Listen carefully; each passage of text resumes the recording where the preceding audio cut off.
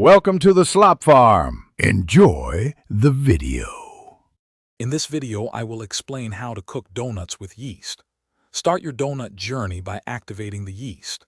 In a medium bowl, combine 1/2 cup of warm milk, 1 teaspoon of sugar, and 2 1/4 teaspoons of active dry yeast. Stir gently and let it rest for about 5 to 10 minutes. You'll know it's ready when a foamy layer appears on top, showing the yeast is alive and eager to make your donuts light and airy.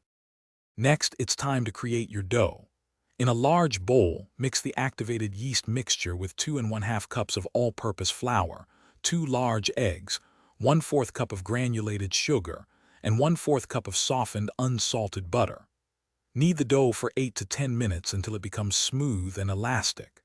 Then, place it in a lightly greased bowl cover and let it rise in a warm place for about 1 to 2 hours, or until it doubles in size.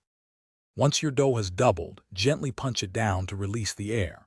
On a lightly floured surface, roll the dough to about 1/2 inch thickness. Use a 3-inch donut cutter to create your shapes. Place these shaped donuts on parchment-lined baking sheets, leaving some space between each.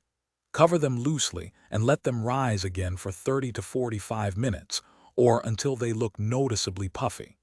This second rise is crucial for a light texture.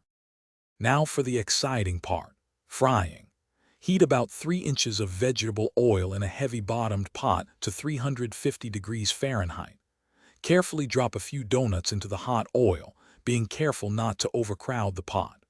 Fry them for about 1 to 2 minutes per side until they are beautifully golden brown.